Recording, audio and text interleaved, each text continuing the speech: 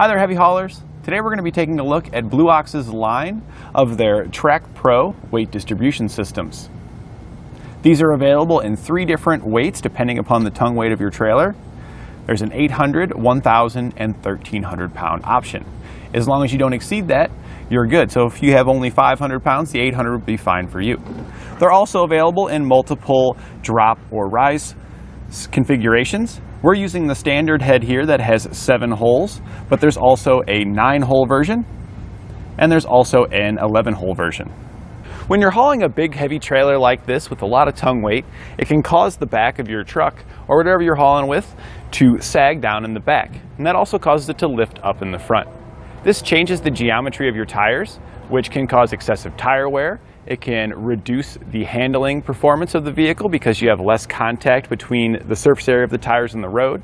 And that also affects your braking performance because the less surface area means less contact, and the weight's not being distributed properly because normally the front brakes do most of the work on your vehicle, and with the weight more on the back, it's not being able to go to that front axle. The last thing it also helps with correcting your ride height is with your headlights here in the front. When it's raised up in the front, they're pointed up off the road and towards the sky, which reduces your visibility at night. So by putting a weight distribution system on, we can bring our vehicle back to the factory ride height while maintaining a level trailer hauling there in the back. That's going to restore all that lost braking and handling performance, as well as get our headlights down back on the road where we need to see them at night. In addition to correcting all those issues with vehicle ride height, it's also going to act as an anti-sway for your trailer. The beam here that goes down, it kind of acts like a sway bar on your truck. You can see that it's pressed against this and also here at the top. So whenever the trailer wants to sway, this bar then has to flex. If this side's lifting up, it's hitting onto this piece here, giving it flex on this arm to help pull it back down, and vice versa. If it goes this way, the bottom beam here, this bar is pushing against this, bringing our trailer back up. And the bars on each side work together to help keep our trailer from swaying as much as it used to, and also minimizing how much oscillation back and forth that it has. And I really noticed a big difference in comparison with no weight distribution system and when installing it out on our test course. And you're going to get a lot more benefit out of a solid connection like this with a solid beam and solid points here at the back, because the other styles that you often see uses a chain to hook it up, which works great for the weight distribution portions, leveling out your truck, but as far as sway, it doesn't do nearly as much as this, because with those chain styles, if you lift up on this side, you're going to get slack in the chain, and it's really not doing anything. It's only affecting the side when it dips down because the chain can't stretch, so the bar can help a little bit with sway with those. But with this, we've got assistance both sides, up and down, which is a lot more sway control than those chain styles.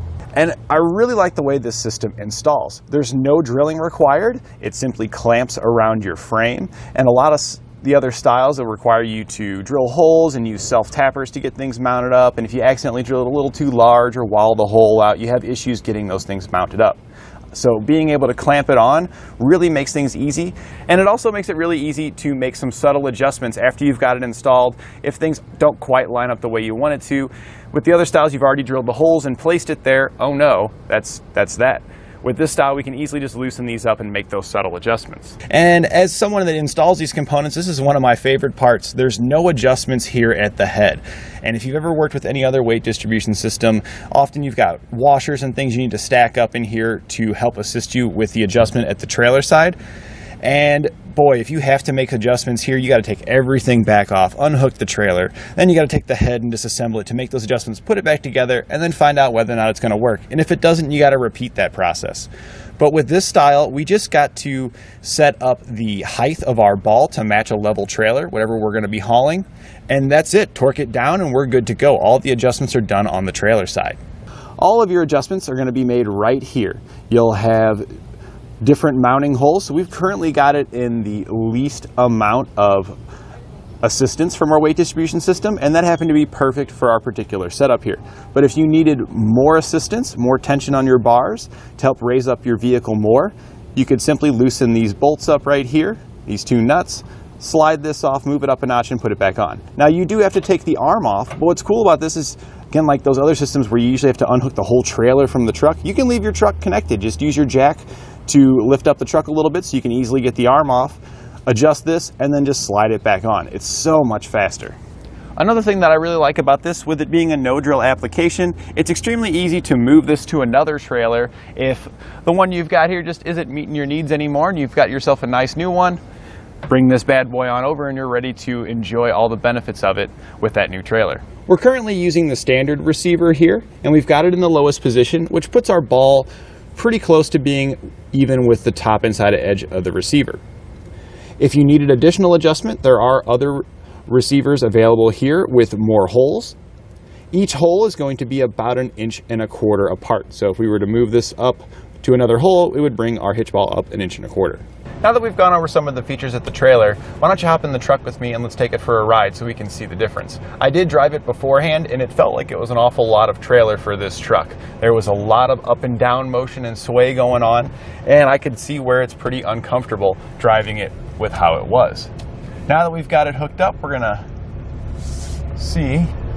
All right, we're going over our bump section now, and I can already tell a huge difference on how much up and down motion we had in the back. It's not completely eliminated, but boy, is it significantly reduced. And we're gonna go into the uneven bump section, and this is gonna simulate sway. And we don't really feel it much here in the truck, but when we look back at the trailer, there's significantly less sway before and how many oscillations we had before. And lastly, we're going to head into the slalom section, and this is going to simulate our evasive maneuvers, and this is where I noticed the biggest difference. Before, when we went into the slalom section, boy, it just really felt like that was a lot of weight back there throwing us around. You could really feel the trailer start to sway, so as we went back and forth, it got worse and worse. We're heading up to our section now so we can once again see how it's going to react. Get a little bit more speed in there because I already feel more confident after going over the test course. And here we go. And oh man, I mean, it's night and day difference. It almost doesn't even feel like we have a trailer back there. Obviously we do, we can feel it when we hit the bumps. But as far as evasive maneuvers, wow, does it feel great.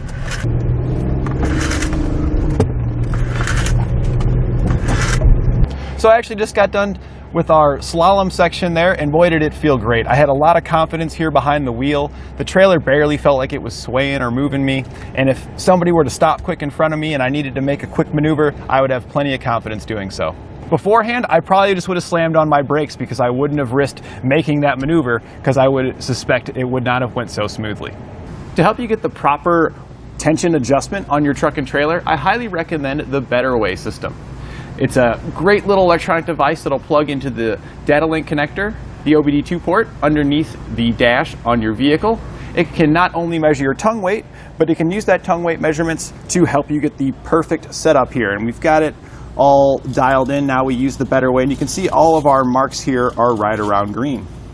Now that we've gone over some of the features, why don't you follow along with me in the shop and we'll show you how to get it installed. We'll begin our installation by first checking our trailer to see that everything's going to fit properly. Regardless of which kit that you purchased, the trailer side is going to be exactly the same, and for the most part over here it's going to be pretty much the same too. The first thing we did was level our trailer. So we've got our trailer now level, and we want to measure the height for our ball, and it's right at about 18 inches. Once you've got that measurement, we're going to head over here now to our hitch. I've already took the shank and slid it in and secured it with the included 5/8 inch pin. But before we secure the head, we need to know how high we want it to be. And we want it to be as close to our trailer as possible, and we can go above it, but we don't want to go below it. Above it, we can go about 1 inch above it. To give you an idea of which one you're going to want to purchase, in the lowest hole here, the top of our ball is going to be about level with the top of your shank. So just measure from the ground to the top inside edge of your receiver, and that's going to give you the lowest height that this one is going to be able to adjust to. So if you need to go lower, you want to make sure you purchase the one that has a lower adjustment. So now that we know what the height that we want, we can go ahead and secure the ball on this side. So we're going to put a lock washer on the other side of our bolts, and then we're just going to run our nuts down on there. We'll then tighten them down with a 1 1/8 inch socket and wrench. One of the things you do want to pay attention to is the ball size. It does come with a 2 5/16 ball pre-assembled on it. You don't have to do anything there. If you do have a different ball size you need, you will have to swap it out yourself. The shank inside is a 1 1/4 inch. It does also come with a sleeve, so you can adapt it down to a 1-inch shank. And then we're just going to snug these guys down and then torque them to the specifications, which are found in our instructions.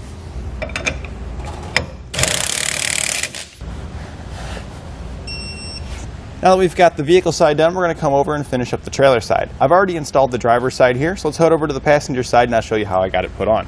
Now back on our trailer, we're going to start at our ball. I've gone ahead and marked the center line all the way across because we're going to be using the center of the ball to determine where to place these. So from the center, we're going to measure back 20 inches and we're going to make a mark there, and then we're also going to make a mark at 25 inches. Our plate needs to be installed in between these marks.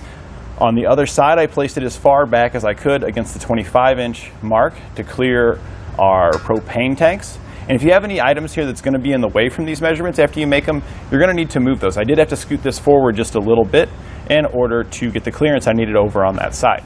Any holes you see here are components I had to move out of the way. Our bracket here is going to be placed between these two. Our top slot here, we're going to take the long bolts that we get, slide it through the top, and on the other side we're going to take our bracket here and we're going to slide it on. We want to make sure we don't pinch any of our wiring, if you have any there, between our brackets. And we also need to make sure that this is facing forward towards the front of the vehicle. Now before we bolt this on there, these holes here, we need to slide our bolts through. So you'll see there's a couple slots there. So we're just going to slide the shorter bolts that come in our kit through those holes, and we can just drop this guy right back down on top. We'll then secure it on bottom with another bolt. Try to get as close to your frame as possible, so that way it's clamped right around it. You can see here that we made sure we didn't pinch our wiring, and we're just going to use a nylon locking nut to secure each one. We want it to still stay loose at this time, so we can make the adjustments to make sure that everything's going to clear. So depending on your trailer, if you have ample room with nothing in the way, you can go ahead and snug these down. But we have a tight clearance here, so we're going to take the bracket, the L bracket here, and this has multiple adjustments. You see the holes here. And this is what helps you change the tension for your weight distribution system. Lower is going to be less tension, higher is going to be more tension. And we want to make sure that we can adjust it however we need to, because we don't know if the customer or if you're going to add more weight or anything like that, and you may need more tension later on down the road. So we're going to go ahead and just slide this guy on there, and we can see that we're going to clear our propane tanks there, and we're right up against that back mark there. So that's really what we wanted to do, just to make sure that was good. We don't need to secure this yet. We're actually ready to tighten down these bolts. And it's not a bad idea, if you have such a tight clearance like we do, to leave this on here. You can even take a nylon locking nut just to make sure it's not going to fall off on you. And this way you can ensure it's going to clear once tightened down. We'll then take our 3/4 inch socket and a wrench. We're just going to hold this guy so it's as vertical as possible. We're going to hold our nut or bolt with the wrench and then tighten down the other side with our socket. So just trying to make sure everything is as even and level as possible there. Make sure everything's going to clear. And there we go. Once you get a little tension on that one, we're going to come down to the bottom, and we'll just tighten this one down.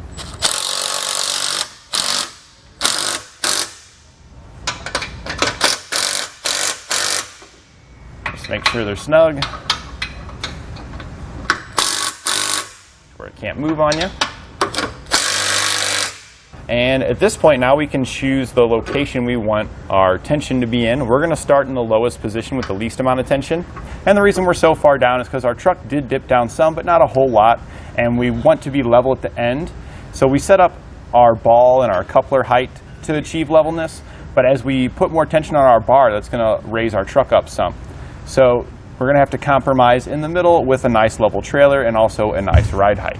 And depending on how far your truck was sagging down, you may want to give it more tension. More tension is going to raise it up higher. Since ours doesn't need much, we're going to start all the way down. And it's not a bad idea to start all the way down and then go from there so you can get an idea, because it's as simple as taking these bolts out and moving it up. Same size socket, we'll tighten these down. These just tighten down until they're snug. There's no torque specs in your instructions. This guy, I'm just going to drop it in here so I don't lose it. We're going to be using it at a later step. We're then just going to measure at the front and back on our fender well from the ground up. Here at the back, we got 36, and then in the front, we're going to remeasure, and we've got 34 1/4. We'll be using those to assist us with achieving as close to factory ride height and level trailer as possible. Returning to our factory ride height is going to restore lost braking and handling performance. So the closer we can get to that is going to give us the best towing possible. We can now hook our trailer back up.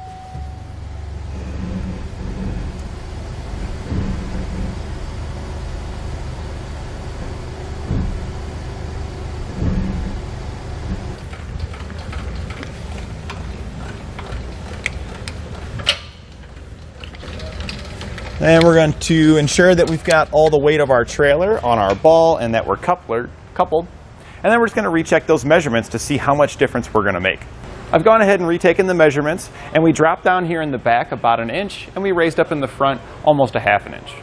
Weight distribution is going to allow us to bring the back up and help restore it back to that factory ride height, which is not only going to, again, restore that braking and handling performance, but it's also going to take our headlights that are pointed up a little bit towards the sky and bring those back down to the road, making it easier to see at night. We can now take our bars and we're going to be inserting them. You want to make sure that the lines here are faced up, and these actually indicate how much support you're going to get with your system.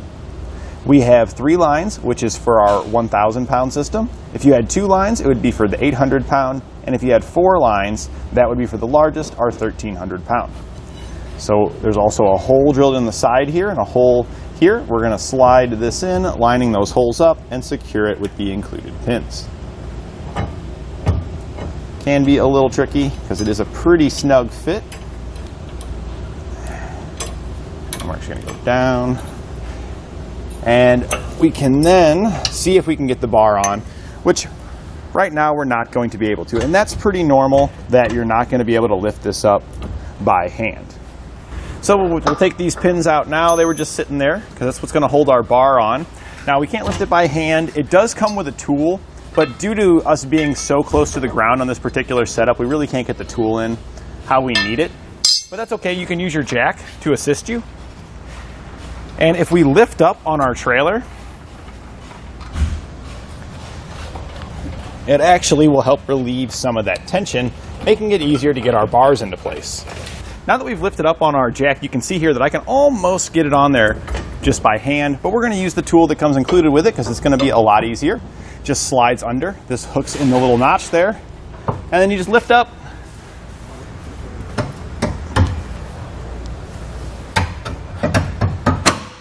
And work it in place. We'll then secure it by dropping our pin back down and securing it with the clip. We'll then repeat this over on the other side.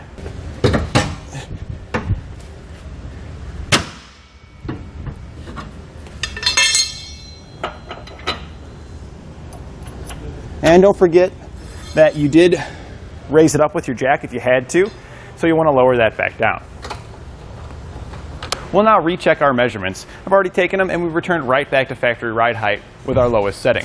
It raised us back up that inch that we lost, returning it to 36, and it dropped us back down a 1/2 inch in the front, returning us to that factory 34 1/4.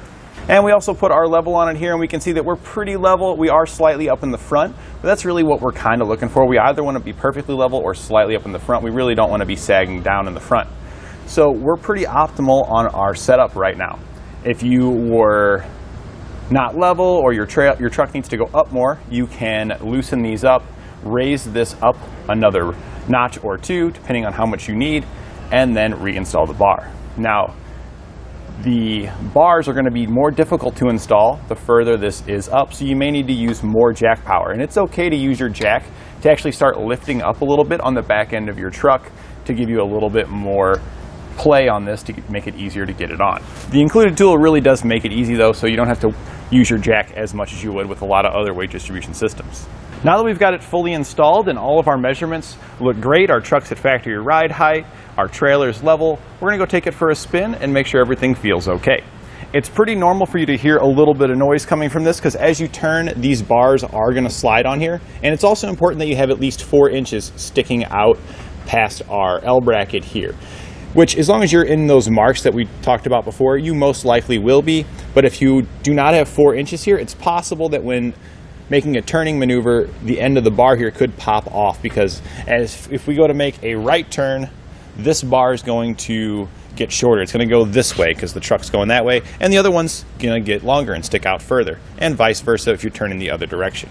If you don't have at least 4 inches here, then you would just need to adjust this further forward. While we're here, I wanted to talk about maintenance as well. I've gone ahead and removed the arms from our trailer. It's still hooked here on the ball, but I wanted to point out here that you can see that there are grease zerks in our arms. I've already greased the one over there on the passenger side. You can see on this side the arm is still in it. You can swing it towards your truck in most cases to be able to access it from this direction. If you wanted to remove the bar completely, then you could easily access it from the outside. And we're going to go ahead and grease this one. It doesn't take very much grease, maybe 1 or 2 pumps just until you start to see it. And this is just going to help extend the life of these components and also reduce noise. And we can see coming out both the top and the bottom there, so that's really all we need. So we can just pull our grease fitting off of there. And then you can wipe away any excess just to help minimize any mess of things flinging around, getting on other components. And then we can reinstall our system. Another component that you can maintain is the ball.